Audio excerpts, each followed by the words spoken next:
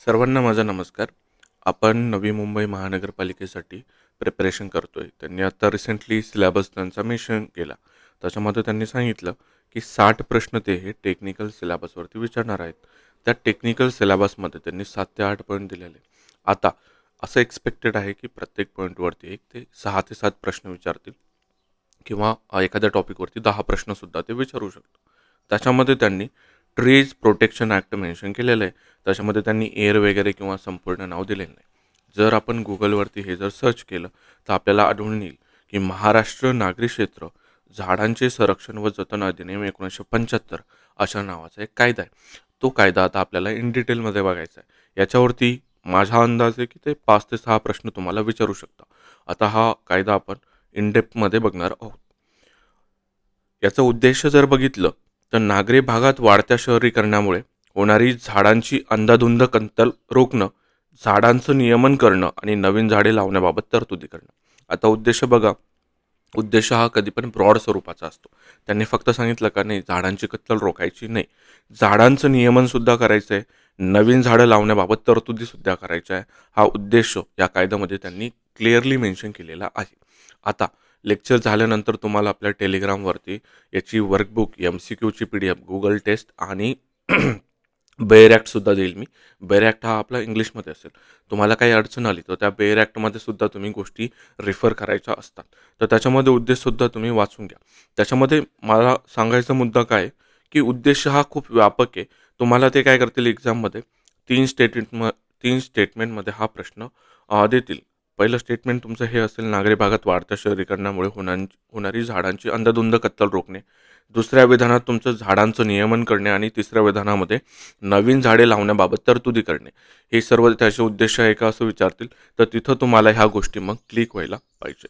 अजून एक गोष्ट लक्षात घ्या, उद्देश झालं, डेफिनेशन झालं, ह्या कायद्यामधील ह्या व्यापक स्वरूपाच्या असतात, त्या ब्रॉड असतात. जेव्हा आपण पॉलिसी बनवतो ती पॉलिसी सर्वसमावेशक असायला पाहिजे याची काळजी ते घेत असतात. मग प्रॉब्लेम हा अंमलबजावणीमध्ये येतो, त्या गोष्टीमध्ये आपण नाही पडायचं. पण उद्देश आणि डेफिनेशन ह्या ब्रॉड स्वरूपाच्या असतात.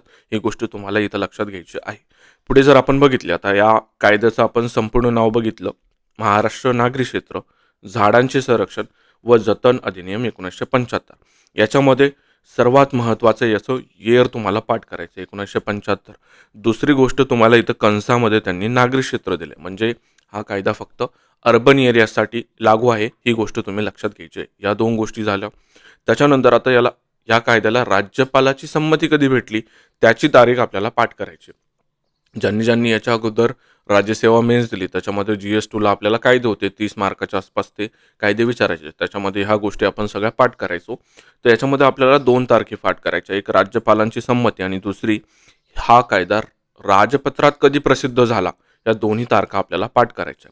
तर राज्यपालाची संमती या कायद्याला कधी भेटली, 10 सप्टेंबर 1975ला या कायद्याला राज्यपालांची संमती भेटलेली आहे.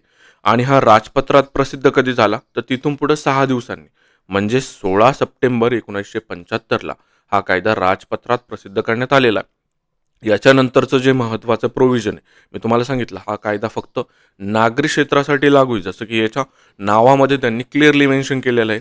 आता नागरी क्षेत्रासाठी लागू आहे. परत याचं जे कलम 1 आहे त्याचं सबक्लॉज 3 आहे, त्याच्यामध्ये ते काय सांगतात, याची अंमलबजावणी कशी होईल. याची अंमलबजावणी बघा, आता नागरी क्षेत्र आपल्या महाराष्ट्रामध्ये किती महानगरपालिका आहे, भरपूर साऱ्या, म्हणजे 36 सॉरी 30+ महानगरपालिका आहे. आता एक्झॅक्टली आकडा मला पण लक्षात येत नाही आहे, पण 29-30 च्या पुढे असेल तो आकडा.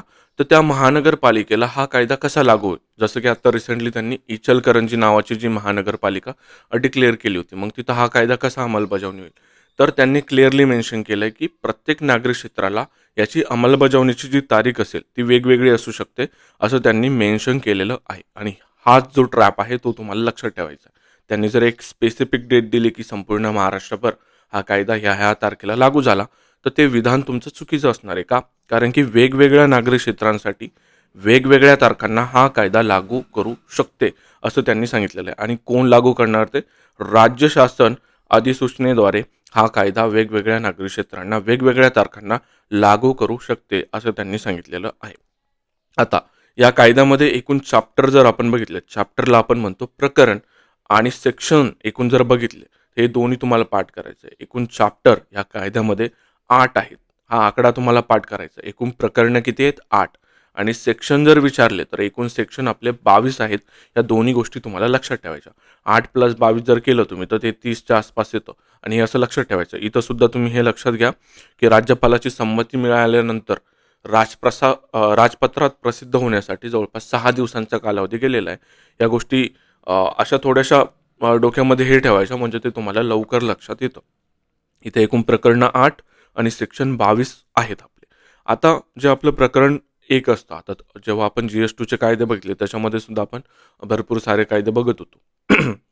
तर प्रत्येक कायद्याची सुरुवात ही जे प्रकरण 1 असतं तर त्याच्यामध्ये ते प्राथमिक प्रकरण असतं आणि त्याच्यामध्ये कलम 1, कलम 2 असतात.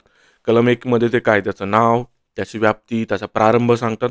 कलम 2 मध्ये आपल्याला व्याख्या सांगितलेल्या असतात वेगवेगळ्या. ज्या टेक्निकल टर्म येतात त्याच्या व्याख्या त्या कलम 2 मध्ये डिफाईन करत असतात. तर कलम 1 मध्ये आपण जर बघितलं तर संक्षिप्त नाव, व्याप्ती आणि प्रारंभ दिला. प्रारंभ मी तुम्हाला सांगितलं, की राज्य शासन अधिसूचनेद्वारे वेगवेगळ्या तारखेला वेगवेगळ्या ज्या नागरिक क्षेत्र येतं तिथं ते लागू करू शकतो. व्याप्ती काय? संपूर्ण महाराष्ट्र राज्याला लागू आहे. आता जे केंद्राचे कायदे 2019च्या अगोदरचे त्याच्यामध्ये आपण बघितलं, की भरपूर कायदे हे जम्मू काश्मीरला लागू नसायचे. तशी बाब आपल्या ह्या कायद्याबाबत तरी नाही आहे, हे तुम्हाला लक्षात घ्यायचं आहे. संपूर्ण महाराष्ट्र राज्याला हा कायदा लागू आहे. नाव बघितलं मी तुम्हाला सांगितलं, महाराष्ट्र नागरी क्षेत्र झाडाचे संरक्षण व जतन अधिनियम 1975. याच्यामध्ये नागरी क्षेत्र आणि 1975 या 2 गोष्टीला तुम्हाला हायलाईट करून ठेवायचं आहे. पुढे आपण जर बघितलं कलम 2 मध्ये आता महत्त्वाच्या व्याख्या बघूयात.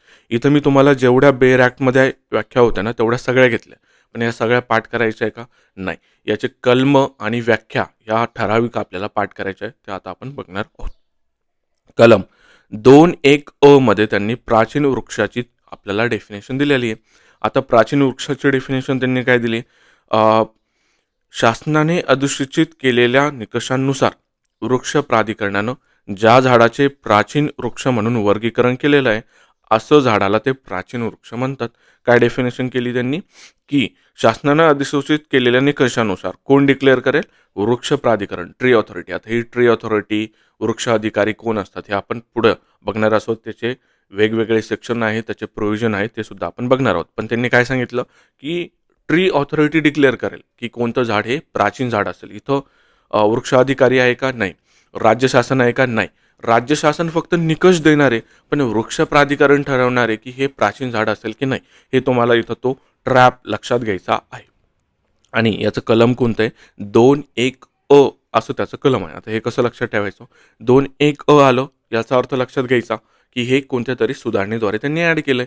मग सुधारणा कोणती होती? ती 2021ची सुधारणा होती. तिथं लिहून घ्यायचं किंवा पुढे सुद्धा मी ते मेन्शन करून दिलेलं आहे. 2.1 या सुधारणे 2021च्या सुधारणेद्वारे त्यांनी 2.1 हे कलम ॲड केलं आणि त्याच्याद्वारे त्यांनी प्राचीन वृक्षाची डेफिनेशन केलेली आहे. आता कसं लक्षात ठेवायचं हे 2.1 कलम?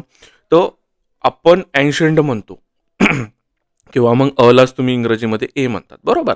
तर मग त्या ए पासनं तुम्हाला एन्शंट झाड लक्षात ठेवायचं. एन्शंट झाड कसं? तुम्ही एन्शंट हिस्ट्री म्हणता म्हणजे प्राचीन इतिहास म्हणतात, तसंच तुम्ही एन्शंट झाड म्हणायचं. हे मी जसं सांगतोय तसंच तुम्ही पाठ करायचा प्रयत्न करा किंवा मग तुमच्या वेगळ्या जर मेथड असेल तर तुम्ही त्यासुद्धा वापरू शकता. माझा उद्देश एवढाच आहे की तुम्हाला मॅक्झिमम कंटेंट देणं, ते मॅक्झिमम कंटेंट तुमच्याकडून पाठ करून घेणं किंवा मग रिव्हाईज करून घेणं.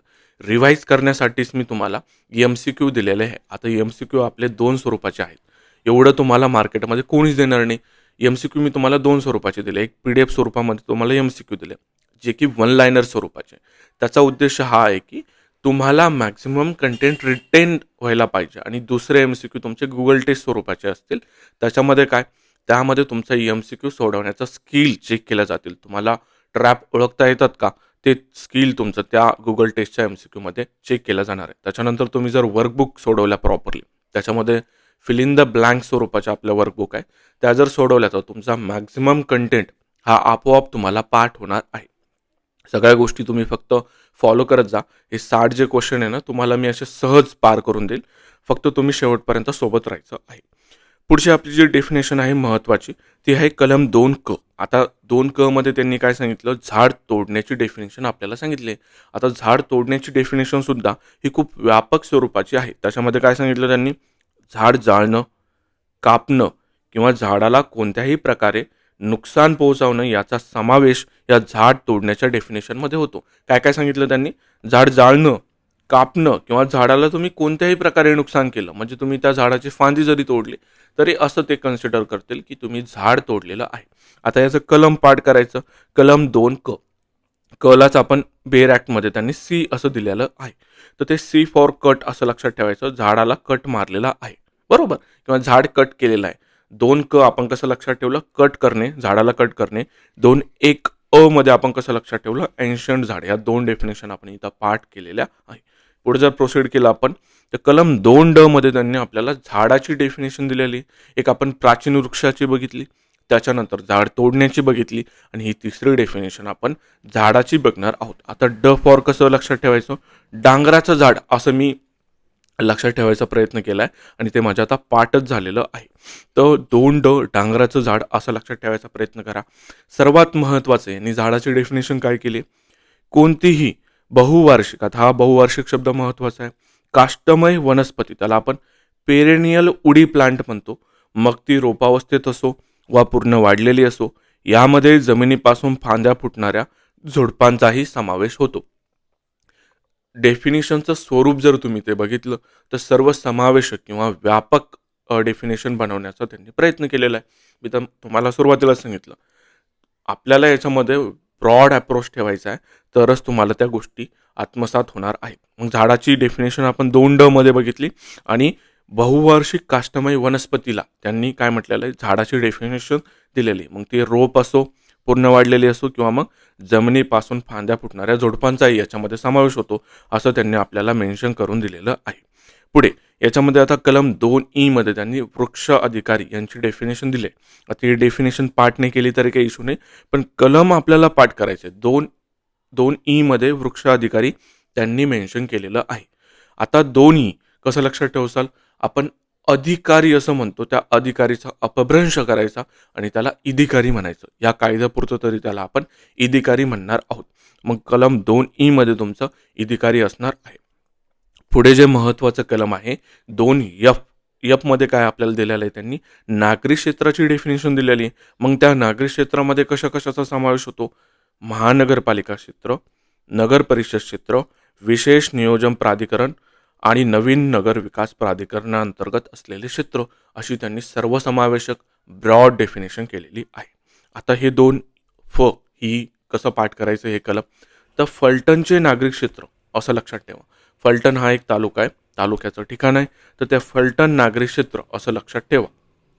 पुढे आता याच्यामध्ये आपण कोणकोणत्या डेफिनेशन पाठ केल्या, आपण याला न बघता आठवायचा प्रयत्न करूयात. कोणकोणत्या होत्या त्या, सुरुवातीला आपण केलं बघा 2 त्याच्यामध्ये काय केलं आपण, प्राचीन झाड, त्याला आपण काय म्हणलं, एन्शियंट झाड म्हणलं, बरोबर. त्याच्यानंतर आपण काय केलं, 2 केलं आपण, बरोबर. मध्ये काय होतं आपलं, झाड तोडणे होतं. त्याच्यानंतर आपण 2 केलं. मध्ये मी तुम्हाला सांगितलं होतं डांगराचं झाड, म्हणजे झाडाची त्यांनी डेफिनेशन दिली, बहुवार्षिक काष्टमय झाड असं त्यांनी त्याची डेफिनेशन केलेली आहे. 2 मध्ये त्यांनी आपल्याला अधिकारीची डेफिनेशन दिलेली. 2 मध्ये त्यांना आपल्याला फलटणचे नागरिक क्षेत्र म्हणजे नागरी क्षेत्राची त्यांनी आपल्याला डेफिनेशन दिलेली आहे. इथं किती मी तुम्हाला कलम पाठ करून घेतले, 5 कलम आपण इथं ट्रिकच्या स्वरूपामध्ये पाठ करून घेतलेले. याला म्हणतात ट्रिक्स, याला निमॉनिक्स म्हणतात. या स्वरूपामध्ये आपण ते पाठ केलेलं आहे.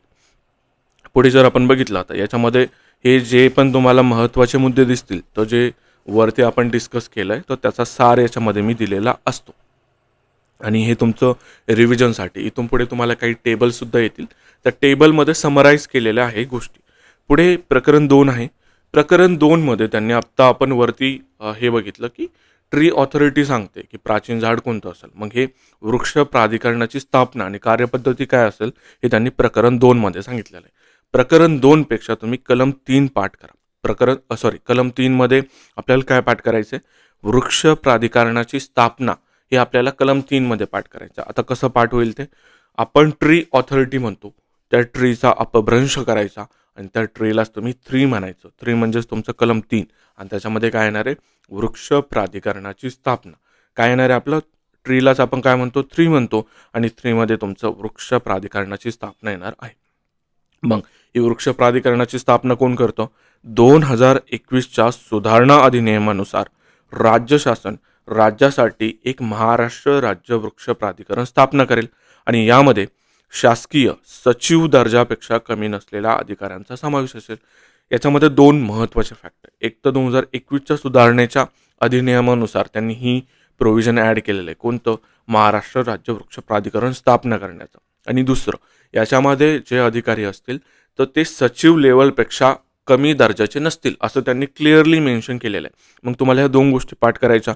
कलम 3A1 मध्ये जसं की मी तुम्हाला सांगितलं, सुधारणा केल्यानंतर ह्या अशा गोष्टी ॲड होतात, A1 किंवा A1. तर तसं लक्षात ठेवा. कलम 3A1 मध्ये त्यांनी काय सांगितलं, महाराष्ट्र राज्य वृक्ष प्राधिकरण 2021ची सुधारणा राज्य शासन स्थापन करेल आणि कोणत्या दर्जाचे अधिकारी असतील? सचिव दर्जापेक्षा जास्तचे अधिकारी त्याच्यामध्ये असतील.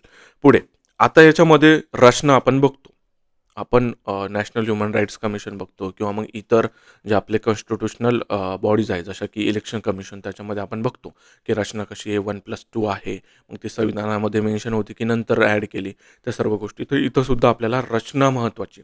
मग सदस्य संख्या काय असणार या ट्री ऑथॉरिटीमध्ये? तर अध्यक्षांसह किमान 5 आणि कमाल 15 सदस्य असतील. एवढंच या सर्व याच्यामध्ये ना, हे एवढंच वाक्य तुमचं महत्त्वाचं आहे. याच्यावरतीच तुमचा प्रश्न फ्रेम होणार आहे. काय दिलंय? अध्यक्षांसह किमान 5 म्हणजे मिनिमम 5 आणि कमाल म्हणजे मॅक्झिमम 15 सदस्य असू शकतात. कशामध्ये? ह्या वृक्ष प्राधिकरणामध्ये. याची स्थापना कोणत्या कलमांतर्गत झाली? तर कलम 3 अंतर्गत झाली. याच्यामध्ये कोणत्या दर्जाचे अधिकारी असतील? तर सचिव दर्जा किंवा मग त्याच्यापेक्षा वरच्या दर्जाचे याच्यामध्ये अधिकारी असणार आहेत. आणि सुधारणा कोणती होती? 2021ची सुधारणेद्वारे हे आपण ॲड केलेलं आहे.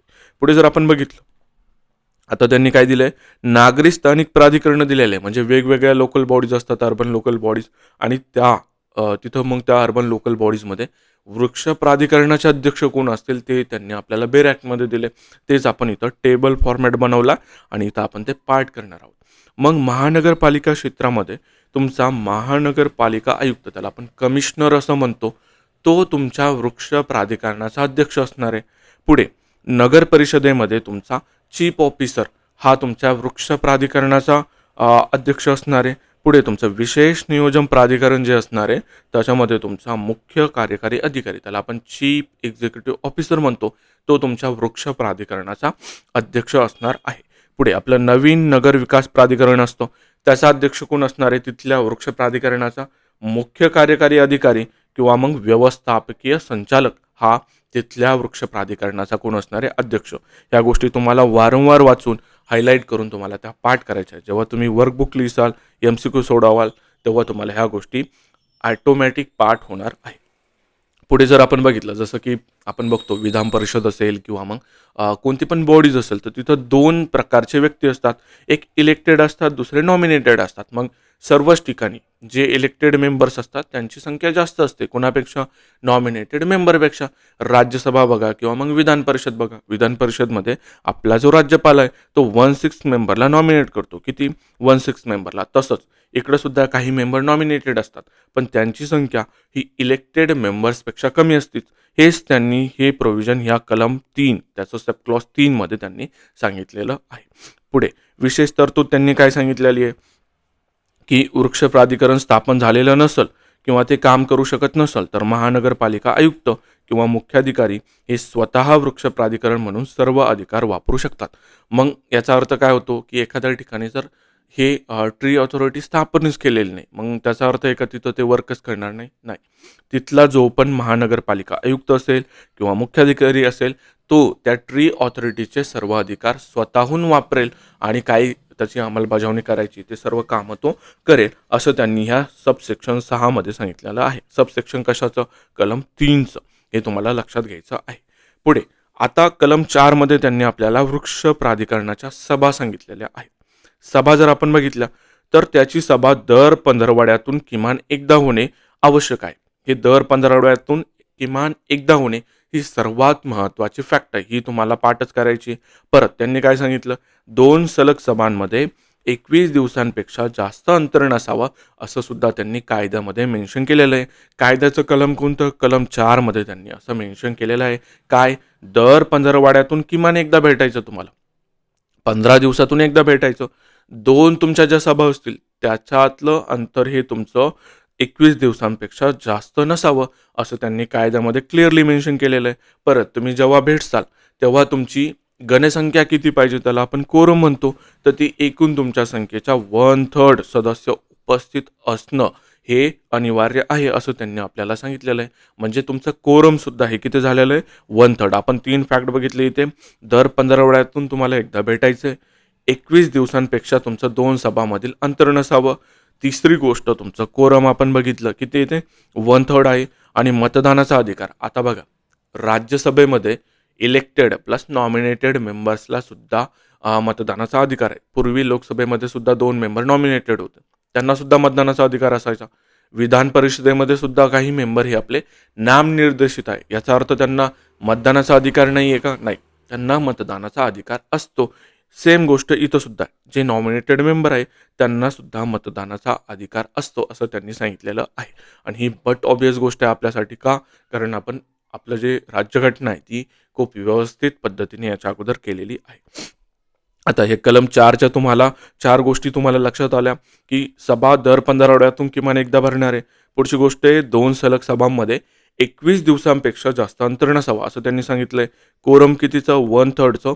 आणि नॉमिनेटेड मेंबर्सला सुद्धा वोटिंगचा अधिकार आहे, असं त्यांनी सांगितलेलं आहे. पुढे जर आपण बघितलं प्रकरण 3. आता ह्या प्रकरण 3 मध्ये तुमचे अधिकारी आणि कर्मचारी यांच्या संदर्भात त्यांनी काही तरतुदी दिल्या. याच्यामध्ये कलम 5 आपल्याला पाठ करायचे. कलम 5 काय सांगतं? वृक्ष अधिकाऱ्याची नियुक्ती त्यांनी आपल्याला कलम 5 मध्ये सांगितली. मी कलम 3 तुमच्याकडून पाठ करून घेतलं. 3 मध्ये काय होतं आपलं? ट्री ऑथॉरिटी, त्याला आपण 3 असं म्हणलं होतं. कलम 5 कसं लक्षात ठेवायचं? 5 पांडवांची नियुक्ती झाड वाचवण्यासाठी या कायद्यामध्ये झालेली आहे. कुणाची नियुक्ती? 5 पांडवांची नियुक्ती झाड वाचवण्यासाठी झालेली आहे. आता हे 5 पांडव कोण आहे? तर कलम 5 आहे. आणि कशासाठी झाली? तर झाड वाचवण्यासाठी झाली. Appointment of tree officer. नियुक्तीचा अधिकार कुणाला आहे? हा अधिनियम नागरी क्षेत्रात लागू झाल्यानंतर संबंधित नागरी स्थानिक प्राधिकरण या कायद्याच्या अंमलबजावणीसाठी 1 किंवा अधिक वृक्ष अधिकाऱ्यांची नियुक्ती करेल, असं त्यांनी कलम 5 मध्ये सांगितलेलं आहे. कोण नियुक्ती करणार आहे तुमचं? ती अर्बन बॉडीज त्यांची नियुक्ती करणार आहे. आता हा रँक काय असणार आहे ना ट्री ऑफिसरचा, तो आपण ह्या तक्त्यामध्ये, आता याचा संपूर्ण सार तुम्हाला इथं 3 ओळीमध्ये मी दिलेला आहे. आणि हीच ब्युटी आहे. लेक्चर तुम्ही जे पेड स्वरूपामध्ये घेतले ते याच्यासाठी घेतलेलं आहे, तुम्हाला कंटेंट सोपं करून देणं. बेरॅकची तुम्ही लँग्वेज बघा, ती सामान्य लँग्वेजपेक्षा खूप डिफिकल्ट स्वरूपाची आहे. आणि माझं कामच आहे की विद्यार्थ्यांना कसं किती सुविधापूर्ण आपण कंटेंट देऊ शकतो त्याचा प्रयत्न मी इथे करत आहोत. त्याच्यासाठीच तुम्ही लेक्चर घेतलेले आहे. आता इथे क्षेत्र आणि तिथं वृक्ष अधिकारी हा कोणत्या दर्जाचा असेल ते आपण बघणार आहोत. तर आपलं क्षेत्र कोणतं आहे? मुंबई महानगरपालिकेचं जे क्षेत्र आहे, तर तिथं विभाग अधिकारी, वार्ड ऑफिसर किंवा मग त्यावरील अधिकारी हा कोण असणार आहे? वृक्ष अधिकारी म्हणून काम बघणार आहे. इतर महानगरपालिकेमध्ये जर आपण बघितलं तर सहाय्यक मनपा आयुक्त किंवा मग त्यावरील अधिकारी हा कोण असणार आहे? आपला वृक्ष अधिकारी म्हणून काम बघणार आहे. नगर परिषदेमध्ये तुमचा चीफ ऑफिसर हा ट्री ऑफिसर म्हणून काम करणार आहेत. इथं याच्या अगोदर सुद्धा आपण एक तक्ता बघितला ज्याच्यामध्ये ट्री ऑथॉरिटीचे अध्यक्ष आपण बघितलेले होते. इथं आपण ट्री ऑफिसर कोण कोण असणार आहे ते बघत आहोत. हे दोन्ही तक्ते तुम्हाला पाठच करायचे आहे. पुढे जर आपण बघितलं, आता हे कलम 6 तेवढं फार महत्त्वाचं नाही आहे. हे तुम्ही वाचून घेतलं तरी काही इश्यू नाही, नाही वाचलं तरी काहीही इश्यू नाही आहे. पुढे आपण प्रकरण 4 बघणार आहोत. त्याच्यामध्ये काय? वृक्ष प्राधिकरणाची कर्तव्य त्यांनी आपल्याला मेन्शन केलेली आहे. ड्युटीज ऑफ ट्री ऑथॉरिटी त्यांनी आपल्याला सांगितली. ट्री ऑथॉरिटी आपण कलम 3 मध्ये बघितलेलं होतं. 3(अ)(1) मध्ये आपल्याला त्यांनी सांगितलं महाराष्ट्र राज्य वृक्ष प्राधिकरणाची आपण स्थापना केलेली, बरोबर. आणि ती 2021च्या सुधारणेनुसार आपण ती केलेली होती. तर इथं आपण आता त्यांची कर्तव्य बघणार आहोत. काय कर्तव्य? कलम 6(अ) द्वारे त्यांनी महाराष्ट्र राज्य वृक्ष प्राधिकरणाची कर्तव्य सांगितलेली आहे. कोणतं? कलम 6(अ) मध्ये काय काय कर्तव्य आहे आता बघा. स्थानिक वृक्ष प्राधिकरणाच्या कामकाजावर देखरेख आणि नियंत्रण ठेवणं. इथं ज्या सब हेडिंग दिल्या आहे ना, त्याचा उद्देश फक्त एवढा आहे की तुम्ही जेव्हा रिव्हिजन करसाल तेव्हा तुम्हाला फक्त ह्या सब हेडिंग बघितल्यानंतर आठवायला पाहिजे की पुढच्या ओळीमध्ये त्यांनी काय प्रोव्हिजन दिले. बरोबर. तुम्ही इथं वरती सुद्धा जर बघसाल, ग्रेटर बॉम्बे दिलं आहे, इतर महानगरपालिका किंवा नगर परिषद इथं दिलं आहे. पुढे जर आपण बघितलं, हे बघा, कोरम, 2 सभामधील अंतर, सभेची वारंवारिता. फक्त तुम्ही हे जरी बघितलं, त्याची सब हेडिंग जरी बघितली, तर तुमचं समोरची तरतूद किंवा त्या विधानातली तरतूद काय, त्या गोष्टी तुम्हाला आठवायला पाहिजे. हा उद्देश या कंटेंट बनवण्यामागचा आहे. तर काय सांगितलं आपल्याला त्यांनी, काय काय ड्युटीज आहे, तर मॉनिटरिंग करणं, त्याला स्वनियंत्रण आपण म्हणतो. प्राचीन वृक्षाचं जतन करणं हे सुद्धा त्यांचं कर्तव्य, जसं की संपूर्ण राज्यातील प्राचीन वृक्षांचे संरक्षण आणि संवर्धन करणे असं त्यांनी मेन्शन केलेलं आहे. संपूर्ण राज्यातील हा इथं कीवर्ड आहे. पुढे त्यांनी काय दिले, झाडांच्या संरक्षण आणि संवर्धनाशी संबंधित इतर कोणतीही सोपवलेली कार्य पार पाडणे असं त्यांनी त्यांच्या कर्तव्यामध्ये आपल्याला मेन्शन करून दिले. त्याचं कलम कोणतं आहे, कलम 6 हे त्याचं कलम आहे, हे आपल्याला लक्षात ठेवायचं आहे. पुढे त्यांनी आपल्याला काय दिलं, स्थानिक वृक्ष प्राधिकरणाची कर्तव्य दिले. Duties of tree authority. बघूयात आपण काय काय असणार आहे ती. याच्यामध्ये सर्वात महत्त्वाचं जे प्रोव्हिजन आहे वृक्ष गणना करण्याचं, तर वृक्ष गणना त्याला आपण ट्री सेन्सस म्हणतो.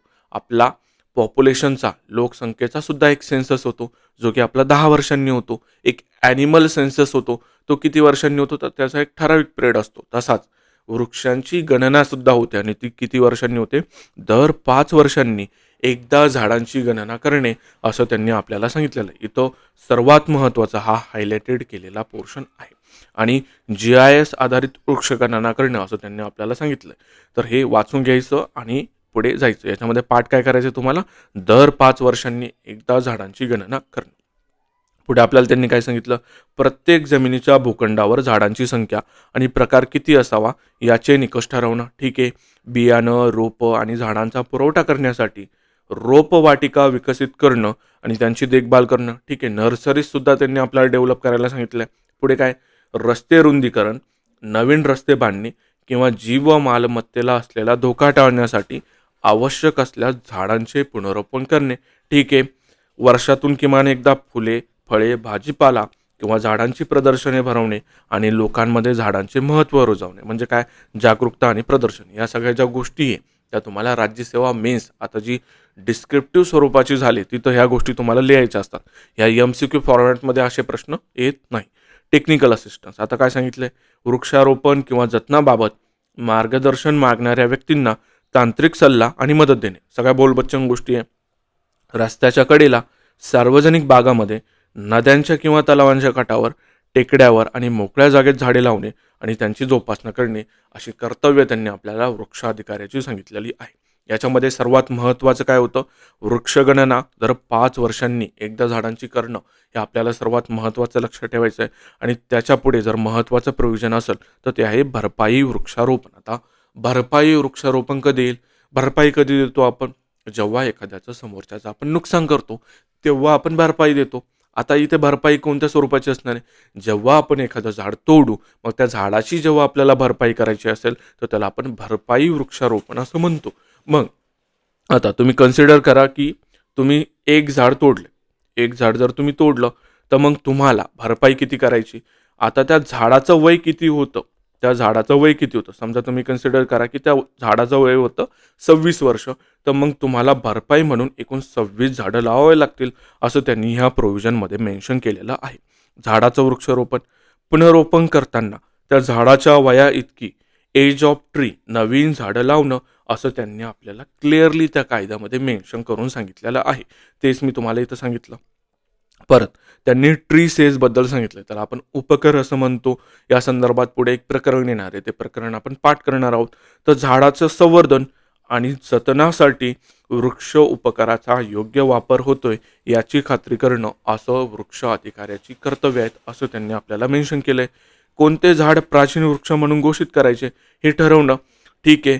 सरकारी किंवा स्थानिक प्राधिकरणाच्या जमिनीवर वैज्ञानिक पद्धतीने वृक्षारोपण करून त्या भागातील हरित क्षेत्र किमान 33% वाढवण्याचे उद्दिष्ट ठेवणं. आता जेवढ्या पण आपल्या फॉरेस्ट पॉलिसी त्याच्यामध्ये जे आपलं उद्दिष्ट आहे, हरित कव्हर त्याला आपण म्हणतो किंवा मग ग्रीन कव्हर त्याला म्हणतो, तर ते 33%च आहे. आपला जो फॉरेस्ट रिपोर्ट येतो त्याच्यामध्ये कधीच आपण 33% म्हणजे ऑल ओव्हर इंडिया बरं का. काही राज्यांनी हे 33+ अचीव्ह केलेलं आहे. 80% पर्यंत त्यांच्याकडे हरित क्षेत्र आहे. पण संपूर्ण भारताचं जर आपण बघितलं तर ते 33% अजून अचीव्ह झालेलं नाही. ते 21% आसपास काहीतरी. तर ते इंडियन मला वाटतं तो जो फॉरेस्ट रिपोर्ट आहे आपला त्याच्यामधला तो डाटा बघून घ्या किंवा मी तो तुम्हाला ग्रुपवरती स्क्रीनशॉट शेअर करेल. ते सुद्धा तुम्हाला ते नोट्समध्ये टिपून ठेवायचं आहे. पण इथं तुम्हाला लक्षात काय घ्यायचं 33% त्यांना काय करायचं ग्रीन कव्हर करायचं हे त्यांचं टार्गेट आहे. पुढे जर आपण बघितलं सर्वात महत्त्वाचं आता प्रकरण 5 आहे. प्रकरण 5 काय? वृक्षतोडीवर निर्बंध आणि वृक्षारोपण व जतनाची जबाबदारी. त्याला काय म्हणतो आपण? Restrictions on falling of trees and liability for planting and preservation of trees असं त्यांनी प्रकरण 5 मध्ये सांगितलंय. याच्यामध्ये कलम 8 काय सांगतं आपल्याला? वृक्षतोडीवर निर्बंध. आता बघूया त्याचे प्रोव्हिजन काय? नागरी क्षेत्रात कोणतीही व्यक्ती, आता त्या कोणत्याही व्यक्तीला त्यांनी कसं डिफाईन केलं? मग ती जमिनीचा मालक असू द्या किंवा नसू द्या, वृक्ष अधिकाऱ्याच्या परवानगीशिवाय झाड तोडू शकत नाही. पूर्व परवानगी कोणाची आवश्यक आहे? वृक्ष अधिकाऱ्याची पूर्व परवानगी. तुम्ही जमिनीचे मालक जरी असाल, तुम्हाला तिथे एखादं काम करायचं आहे, घर बांधायचं आहे किंवा मग बिझनेससाठी काही करायचं आहे, तरीसुद्धा तुम्हाला ते एखादं झाड तोडण्यासाठी वृक्ष अधिकाऱ्याची पूर्व परवानगी घेणं खूप महत्त्वाचं आहे. आता ती पूर्व परवानगी तुम्ही कशी घेसाल? तर तुम्हाला लेखी अर्ज करावा लागतो. काय करावा लागतो? लेखी अर्ज करावा लागतो. त्या लेखी अर्जामध्ये तुम्हाला झाडाचं वर्णन, जागेचा नकाशा आणि तोडण्याचं कारण देणं अनिवार्य आहे. म्हणजे कंपल्सरी आहे. काय काय द्यायचं आहे तुम्हाला? लेखी अर्ज करायचा. तुम्ही तोंडी सांगू शकत नाही. अर्जासोबत तुम्हाला झाडाचं वर्णन करायचं आहे, जागेचा नकाशासुद्धा द्यायचा आहे आणि तुम्ही झाड का तोडताय त्याचं कारणसुद्धा तुम्हाला सांगायचं आहे. आता पुढे जर आपण बघितलं याच्यामध्ये चौकशी प्रक्रिया होणार आहे. म्हणजे तुम्ही अर्ज केला त्याच्यानंतर तो वृक्ष अधिकारी काय करतो? वर्तमानपत्रात एक जाहिरात देतो.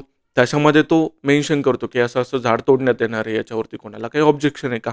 त्याचं ते इन्स्पेक्शन करतात. त्या झाडाची ते प्रत्यक्ष पाहणी करतात आणि झाड हे जर प्राचीन स्वरूपाचं असेल, तर तसं त्यांना स्पेशली त्या जाहिरातीमध्ये त्याचा विशेष उल्लेख करावा लागतो, असं त्यांनी कायद्यामध्ये मेन्शन केलेलं आहे. ह्या बाबी तुम्हाला अशाच लक्षात ठेवायच्या आहे.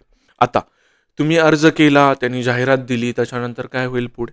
त्याच्यानंतर तुम्हाला झाड तर तोडायचं आहे, तुम्हाला काम तर करायचं आहे. जर त्या अधिकाऱ्याने 45 दिवसाच्या आत कोणताही निर्णय तुम्हाला जर कळवला नाही, तर असं समजलं जातं, या कायद्यामध्ये त्यांनी असं मेन्शन केलेलं आहे, गृहीत परवानगी. आता ह्या गृहीत परवानगीचा अर्थ काय होतो? तो आपण जाणून घेऊया. गृहीत परवानगी म्हणजे काय?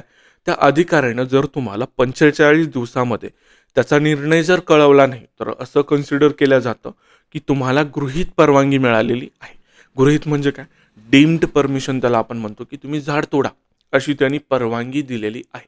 असं तुम्ही गृहीत पकडलेलं आहे. पण ह्या गृहीत परवानगीला आहे ना तुमच्या एक अपवाद आहे. तो अपवाद कोणता आहे? जे तुमचं प्राचीन झाड असतं ना, त्या प्राचीन झाडासाठी तुमची गृहीत परवानगी हे जे प्रोव्हिजन आहे ते लागू होत नाही. त्यांनी 45 दिवस असू द्या किंवा 90 दिवस असू द्या, त्याने जर उत्तर नाही दिलं आणि प्राचीन झाड जर असेल तर तुम्ही त्याला तोडू शकत नाही. पण जर नॉर्मल झाड असेल आणि त्यांनी 45 दिवसाच्या आत तुम्ही लेखी अर्ज केल्यानंतर जर कोणत्याही प्रकारे उत्तर दिलं नाही, तर तुम्ही ते झाड तोडू शकता. कोणत्या प्रोव्हिजन अंतर्गत? गृहीत परवानगीच्या अंतर्गत तुम्ही ते झाड तोडू शकता. मात्र ही सवलत प्राचीन वृक्षांना लागू नये हे तुम्हाला लक्षात ठेवायचं आहे. पुढे आता याच्यानंतर मी तुम्हाला सांगितलं भरपाई वृक्षारोपण आपण ते प्रोव्हिजन बघितलं, की एक झाड जर तोडलं तर त्याच्या वया इतकी तुम्हाला झाडं लावावी लागतात.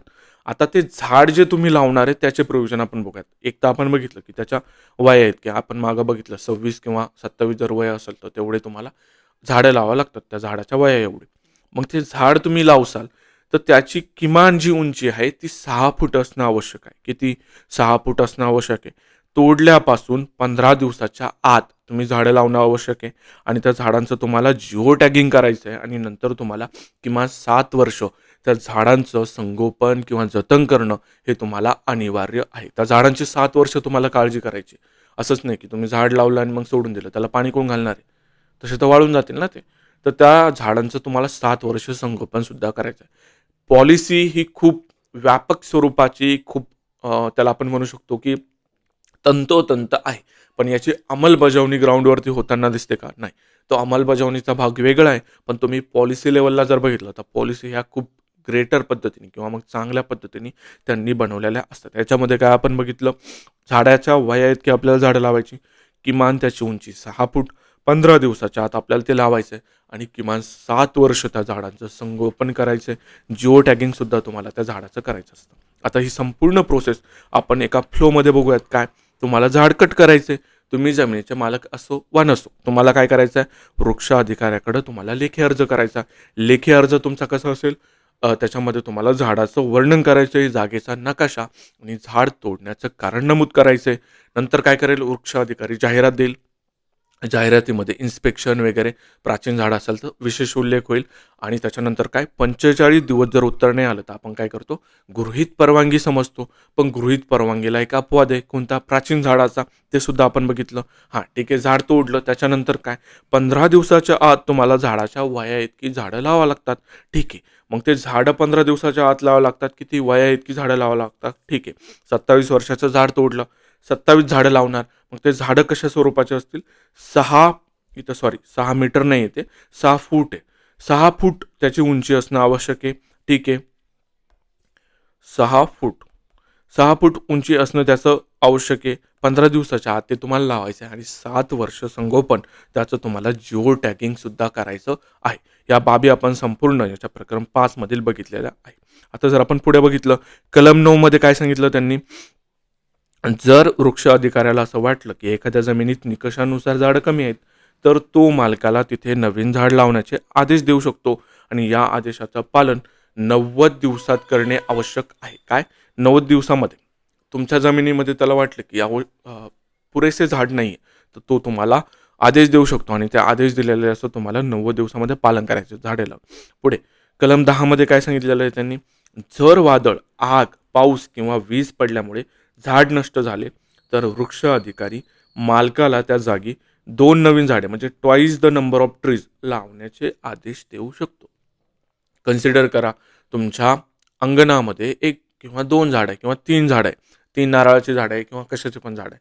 ते 3 झाडं वादळामध्ये जर पडली, तर मग त्या 3 झाडासाठी तुम्हाला 6 नवीन झाडं लावण्याचा आदेश कोण देऊ शकतो? तुमचा वृक्ष अधिकारी तुम्हाला ते नवीन झाडं 6 किती, twice the number of trees. याचा अर्थ काय होतो, एका झाडासाठी 2 झाडं तुम्हाला नवीन लावण्याचे आदेश कोण देऊ शकतो? वृक्ष अधिकारी तुम्हाला देऊ शकतो.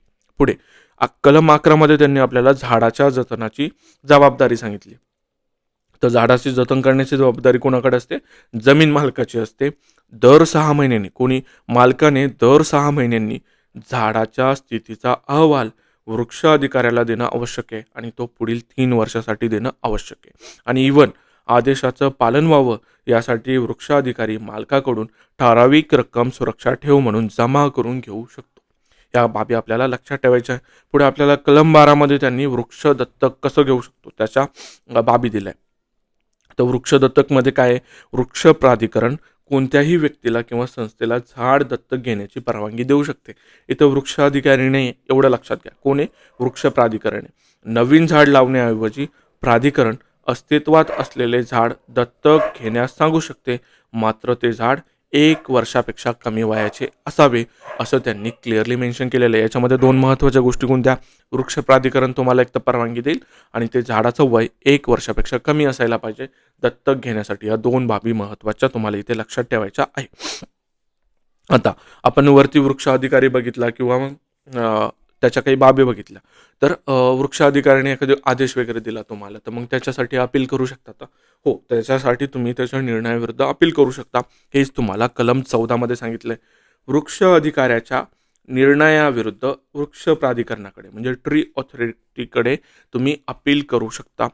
हे अपील निर्णय मिळाल्यापासून 15 दिवसांच्या आत करणं आवश्यक आहे आणि त्याच्यासाठी तुम्हाला शुल्क ₹50 भरावा लागणार आहे.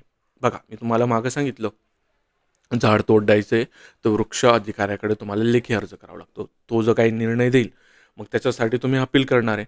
तो अपील त्या वृक्ष अधिकाऱ्याने दिलेल्या निर्णयाच्या 15 दिवसांच्या आत तुम्हाला कुणाकडे करायचं आहे?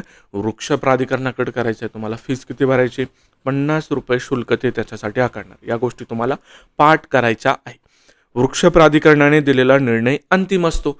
जी आपली ट्री ऑथॉरिटी काय सांगणार आहे ती, त्याने दिलेल्या निर्णयाविरुद्ध तुम्ही न्यायालयात जाऊ शकतात का? नाही. तो निर्णय तुमचा अंतिम असणार आहे. हीच गोष्ट इथं आपल्याला लक्षात घ्यायची. त्याविरुद्ध तुम्ही न्यायालयात जाता येत नाही तुम्हाला, असं त्यांनी कायद्यामध्ये क्लिअरली मेन्शन केलेलं आहे. आता हे 45 दिवसाचं प्रोव्हिजन तुम्हाला लक्षात आलं असेल. 6 फूट झाडाची उंची, 7 वर्ष त्याचं संगोपन करणे आणि वया इतकी झाडं, हे महत्त्वाचे प्रोव्हिजन आपण याच्यामध्ये बघितले. हे आय होप तुम्हाला आता क्लिक होत असेल, की याच्यामध्ये आपण काय प्रोव्हिजन बघितलेले आहे. आता याच्यानंतर लगेच म्हणजे तुम्ही जे पुढचा जो पार्ट आहे ना, तो पुढच्या व्हिडिओमध्ये. कारण की काय होतंय ना, व्हिडिओ जर लंबा झाला, तर ते मला अपलोड करायला माझ्याकडे तेवढं प्रॉपर साधनं नाही आहेत. तर ते इश्यू येतात लेक्चर अपलोड करायला. ॲक्च्युली मी रात्री ऑलरेडी याचं एक संपूर्ण लेक्चर रेकॉर्ड केलं होतं 1 तासाचं. पण ते अपलोडच होत नाही. त्याच्यामध्ये इश्यू येतोय व्हॉईसचा किंवा स्क्रीनचा. तर ते थोडंसं कन्व्हिनियंट होण्यासाठी ना, आपण याचे 2 पार्ट करतोय. तो पुढचं प्रकरण 6 नंतरचे जे प्रोव्हिजन आहे, ते लगेच पुढच्या व्हिडिओमध्ये ते पण लगेच तुम्ही बघून घ्यायचे. ब्रेक घेऊ नका. ब्रेक कोणत्याही स्वरूपाचं घ्यायचं नाही. ते पुढचं लेक्चर संपवा. त्याच्यानंतर वर्कबुक, MCQ ते सगळं सोडवा. तुम्हाला हा कायदा संपूर्ण तोंडपाठ होणार आहे. तर इथं थांबूयात. पुढच्या लेक्चरमध्ये लगेच आपण भेटूयात.